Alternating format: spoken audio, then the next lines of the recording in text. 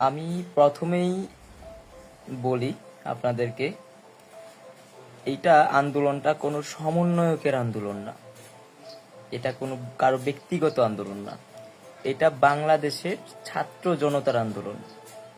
এসে যে 6 জন সমন্বয়ক ছিল, উনাদেরকে যখন এই গ্রেপ্তার করেছে, ডিবি হারুন উঠিয়ে নিয়ে গিয়েছে এবং বন্দুকের মুখে এই বিবৃতি দেওয়ানো হয়েছিল জোরপূর্বক, তখন কিন্তু আমাদের আন্দোলনটা থেমে যায় নাই, তখনও কিন্তু আন্দোলনটা চলছিল।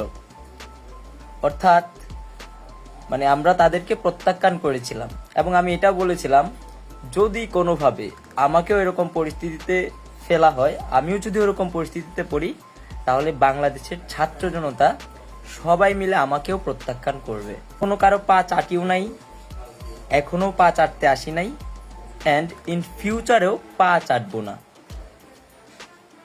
আমার অবস্থান পরিষ্কার। চট্টগ্রাম বিশ্ববিদ্যালয় নিয়ে কিছু কথা বলি।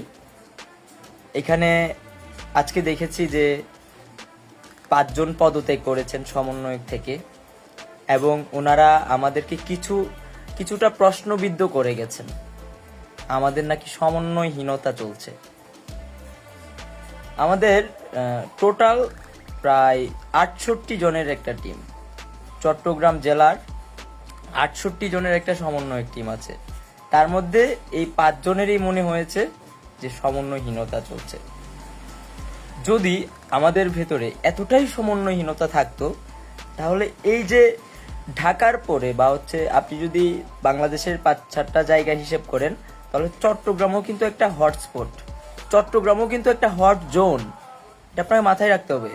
যদি এতটাই সমন্বয়হীনতা থাকতো, তাহলে চট্টগ্রামে এইরকম একটা অবস্থা ক্রিয়েট হতো না। এবং সর্বশেষে আমরা এই বাংলাদেশের যে ছাত্র নাগরিক অভ্যুত্থান, এই অভ্যুত্থানটা আমাদের এই জায়গায় আসতো না, সফল হতো না। তো আমার কাছে মনে হয় এই জায়গাটাই পরিষ্কার এবং বাংলাদেশের ছাত্র জনতা সেটা বোঝে। দ্বিতীয়ত, ওনারা বলেছেন যে কারোর সাথে কথা না বলে বা ভিসি প্রক্টর প্রভিসি এদের পদত্যাগ। ভাই, যখন চট্টগ্রাম বিশ্ববিদ্যালয়ের শাটল থেকে আমাকে ছাত্রলীগের গুন্ডা বাহিনী ধরে নিয়ে গেছিল প্রক্টর অফিসে, তখন কিন্তু এই প্রশাসনই ছিল, এই ভিসি ছিল, এই প্রভিসি ছিল, এই প্রক্টোরিয়াল বডি ছিল। তো এদের এই দোসরদের রেখে আবার অন্য কোনো কিছু, এটা ভাবাটাও বোকামি। তো এই যে এই দোসরদের বিরুদ্ধে কথা বলাটা, এটা হচ্ছে একটা নৈতিক দায়িত্ব। তো আর যেই জিনিসটা এসেছে যে কারোর সাথে আমরা কথা বলিনি, কারোর সাথে মানে আলোচনা করিনি, এই যে এই দোসরদের মানে আমার হাত থেকে জাতীয় পতাকাটা পর্যন্ত কেড়ে নেওয়া হয়েছিল। আমরা শুরু থেকেই বলে আসতেছি এবং এখনো বলছি, সিদ্ধান্ত কখনোই আমরা নেই না, সিদ্ধান্ত নেয় বাংলাদেশের ছাত্র জনতা। আমরা কমেন্ট দেখি, মানুষ কি চাচ্ছে, যা চাচ্ছে আমরা সবসময় সেই সিদ্ধান্ত নিয়েছি, যার কারণে আজকে আমরা এখানে এই 16 বছরের একটা স্বৈরাচার খুনি সরকারকে আমরা পতন ঘটাতে পেরেছি। আমরা শুধু ঘোষণা দেই, এর বাহিরে আমরা কিছু করি না। মানুষ যেটা চায় আমরা সেটা শুধুমাত্র ঘোষণা দেই।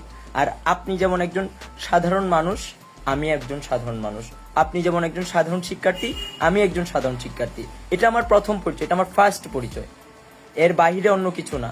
জাস্ট আমরা ঘোষণা দেই। স্বেচ্ছাসেবক হিসেবে কাজ করছিলাম, এখনো স্বেচ্ছাসেবক হিসেবে কাজ করছি। এটা আলাদা কিছু না। কোনো বিশ্ববিদ্যালয়ে এই লেজুর ভিত্তিক যে ছাত্র রাজনীতি আছে সেটা চলবে না, এটা ক্লিয়ার। এবং সে যেই হোক,